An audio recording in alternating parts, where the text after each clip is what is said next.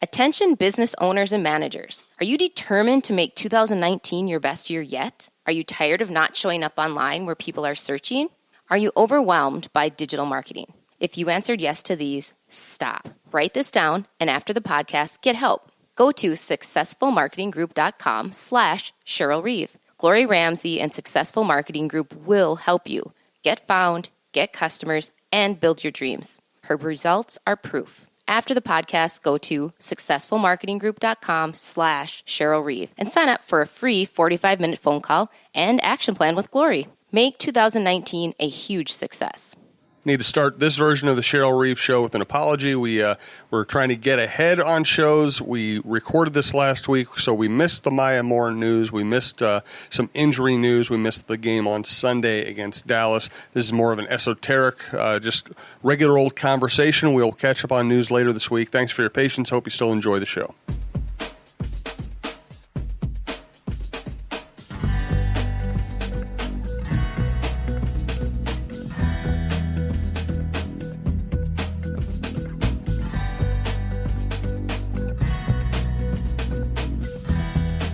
Welcome back to the Cheryl Reeve Show, part of the TalkNorth.com podcast network. Thanks to our sponsors, ShellyBeanTheSportsQueen.com, SuccessfulMarketingGroup.com, which is Glory Ramsey's company, and Cara Quinn, your local realtor. So, Cara Lawson got hired, and it's like, I think there are now, is it 4 women coaching in the NBA? And we've seen women hired now to NBA front offices.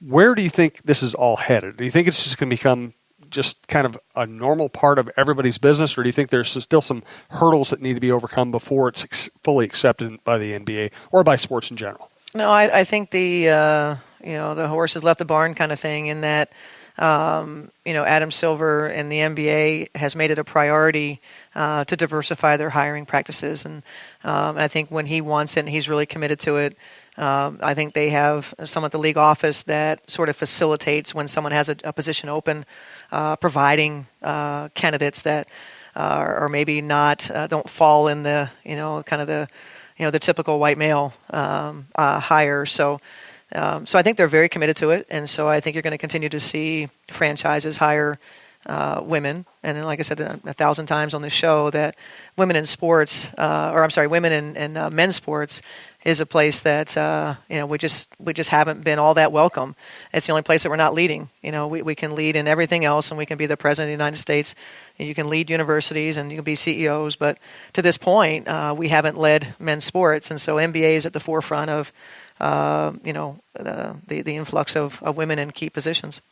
Well, the opportunities for women, it's exciting, and there's a lot of really quality women in the business that know basketball, that are great leaders, that understand the makeup of a team, and just have a lot to offer. And I'm not surprised at all that Boston Celtics were one of the teams to do this. I spent some time out there.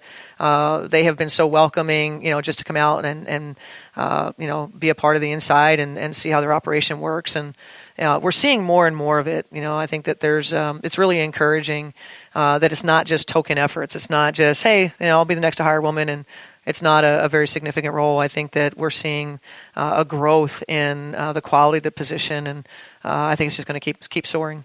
I know you spoke with the Twins people. I think you've been sought out by a lot of people locally to talk. How did the trip to visit the Celtics come about? Oh, there was a guy there that was I think a St. Thomas grad. Was like the director of player personnel that just out of the blue, said, hey, why don't you come out to our training camp? And I had already gone out to Sacramento's training camp. Dave Yeager, he and I stayed in touch since the All-Star game, and he said, why don't you come out? And so after that, went to Sacramento. I flew out to Boston just to, obviously Brad Stevens and the whole operation, and Danny Ainge, and they were all great. And, I don't really like when people say that they're down to earth. What do you expect they would be? I mean, they're a good people, and you can see that. I think that comes through. And, it was really cool to share stories with Danny Ainge. I talked with him about our team and where we were in terms of having an aging roster. And he told me stories about the Celtics and, kind of how it all came to be, the ending. And so it was really, they say everything in life is like this is timing, a time and place. And it was just really interesting to be there at a time when we were trying to navigate, this group that we have. What was the best path forward? It's interesting, too, because it's good to hear that about Ainge. I've heard that from other people. I think Jackie McMullen really thinks highly of him. She's one of the great reporters in the business. And Kevin McHale, the local guy, the local hero, I'm not sure he had the same attitude toward women's sports, or was as open-minded as maybe Danny. And I don't know that about him, Okay. but Danny was great. I don't know where the invite came from. I don't know if they, sort of go, hey, let's do it, or whether it was just that individual, that thought it'd be a good idea. But I know that when I was there, I was in their film session, I was in their locker room, so it's one of those things. I really like it for the players to see, we use this word a lot, to normalize a female being in their setting. And I've always said it's not the players. The players are fine. It's the decision makers that somehow think that shielding the guys from women is an effective way to go about their business. If you run a local small business, if you work with a local small business, want to see a local small business succeed, go to successfulmarketgroup.com/Cheryl Reeve. Sign up for a free 45-minute action plan with our friend Lori Ramsey. You will get found on search engines. You will get found by people who want your services. You will spend a fraction of what you would spend with a bigger company. You will get much more personalized service. successfulmarketinggroup.com/Cheryl Reeve and ask for Lori Ramsey. I was also thinking about it because I was spending a lot of time with the Twins this summer because they're off to such an incredible, not even a start anymore. They're just really good. And you look around that organization and, listen, Derek Falvey and Thad Levine are both white males, but they made sure they diversified their coaching staff, which hasn't always been the case there. They made sure that when they went out looking for kind of the right personalities, Nelson Cruz is probably the most important personality in that clubhouse, and he's a respected veteran who's from the Dominican Republic and is bilingual. And you just see how that plays in the clubhouse. And then you look at the Vikings. They hire Kevin Warren. He becomes the highest-ranking black person within NFL, and now he's moved on to the Big Ten because he was so good at that. You look at the Timberwolves. Gerson Rosas comes in, and all of a sudden they have an incredibly diverse staff throughout. It's always hard to talk about because, again, I'm a white male. I don't want to eliminate all white males. I don't think we should either. but it's so obvious that diversity brings great results. Yeah. Well, diversity of thought is what. And I when I met with Gerson through the process, obviously, he's a minority, and is I think the first ever. It's for him. It's when you're sitting in a room, he wants to make sure that not everyone that's sitting there looks alike and thinks alike, because you're not going to be successful. And that's exactly what, people that diversify, they understand that you want to have different ideas. And the strength of a leadership team is one that doesn't all think alike, or there's not a dictatorship. There's a collaboration. And I think Gerson embodies, both the collaboration and the diversification of our staff, and I'm not going to be surprised at all when you see it be successful. He's unafraid, of who he's putting around him.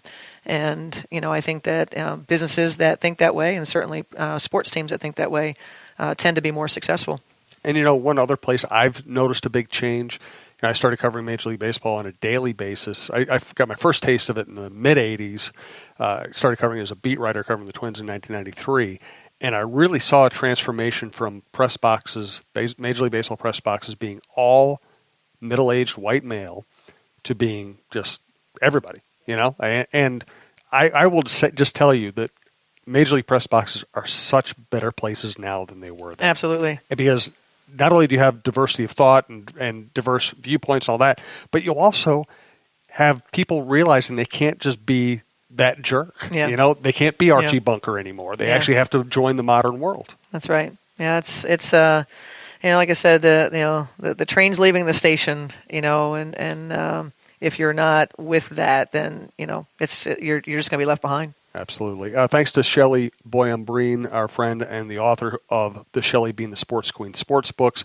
Go to ShelleyBeingTheSportsQueen.com. Use the code links Coach Reeve, and you'll get 15% off the cover price of her books. Check out the new 5-pack, the Shelley Bean poster, become a member of the fan club, and just check out the website. She's also available as an author who speaks at schools and other businesses. And if you don't know by now, Shelley Bean the Sports Queen is a book series aimed at kids ages 4 through 9. It's about a tough little girl who loves to learn new sports. Obviously, it's Shelley Bean. She keeps getting back up. She shows perseverance. She's a diverse group of friends, and the books are beautifully done and a lot of fun. So check it out, ShelleyBeanTheSportsQueen.com, and the code is links Coach Reeve. Are we seeing any form of parity in the WNBA, or are we just so early in the season people are just feeling each other out at this point? No, I think it's absolutely a case that there's a great deal of parity. I think we talked about that a lot last year, but the parity is coming in a kind of a different form, in that so many teams are missing, a key player. Whether it's an injury, which has just been crazy, the injury bug in the league this year. So I think that every night you go, there's not a dominant team that you feel like you can't beat. It doesn't matter what your record is, like Dallas is probably the best example. They're at home, so you get a little bit of advantage there.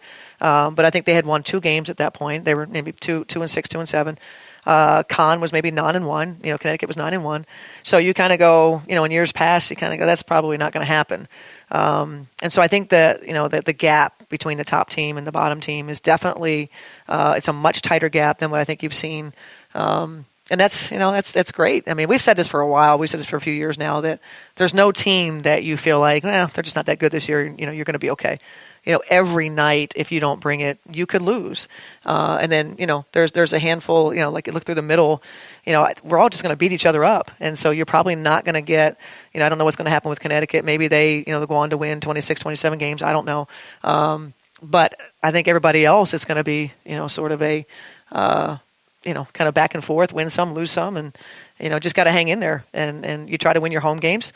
That's a big thing. And, try to steal a couple of road games, and you can have a good season. I have a non-basketball question for you. I do want to thank Cara Quinn, Cara Quinn. Google her or go to cara@brickandbanister.com. You can also follow her on Facebook, Zillow, and Instagram, 612-203-7657. Twin Cities native who was inspired by a trip to Italy. When she saw all the architecture, she realized what great homes we have here in the Twin Cities, what great neighborhoods we had. She wanted to be in a position where she could help you find your perfect home. So cara@brickandbanister.com, 612-203-7657. If you need a local realtor, we highly recommend Cara. We've met her. We've had her out to the shows. We've really enjoyed her. So did you have any reaction to the Democratic debates? I didn't sit down and watch them. Have some family in town, and obviously we have a 4-year-old, so yeah. I don't do things till after the fact. So I was able to, kind of hear the recap of each of the debates, and it just feels really early. It feels kind of crazy that there are 20 candidates on the Democratic side trying to vying for the nomination. I'll probably get into it a little bit more. I follow it. I some of the candidates that I'm interested in, I follow a little more closely. But these debates, it's, quick to figure out who won the debate. And, it's one of those things I think you got to wait a little bit further and get closer, and you narrow it down to 3 or 4.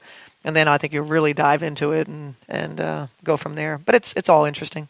Well, as I said before during this podcast, I am a straight white male, and I'm not anti-straight white male. And I end up watching these debates, and I was like, okay, the worst person on the media side asking the questions is Chuck Todd, no question about it. He's easily the worst. Oh, he's horrible. And then I watch the debates, and I go, okay, it's like Harris she's great. I mean, she knows how to handle herself. She's incisive. You can see she was a prosecutor. She just knows how to get to the point and make her point. Warren has probably the best plans. I've never experienced in my lifetime a presidential candidate who actually, it's become a slogan, but it's actually true. She actually has a specific plan for everything, And then, Buttigieg, I don't know if he's going to last, but he's an interesting guy. And then Castro's really interesting too. But it's like, it wasn't predetermined that I was going to like, the so-called diversity candidates, but they're the ones who impress me. Yeah. Yeah, I think there's a lot to like in a number of the candidates. Obviously Senator Klobuchar, would and Amy. very, I don't want to leave Amy out because I've always thought very highly of her, and she's, she's not the kind of person who's going to win a debate when there are 10 people on stage. Exactly. But she's also not going to be the person you eliminate after watching one of those. The debate thing reminds me a little bit about, with players. You have some players that are practice players or drill players, and other ones that are gamers.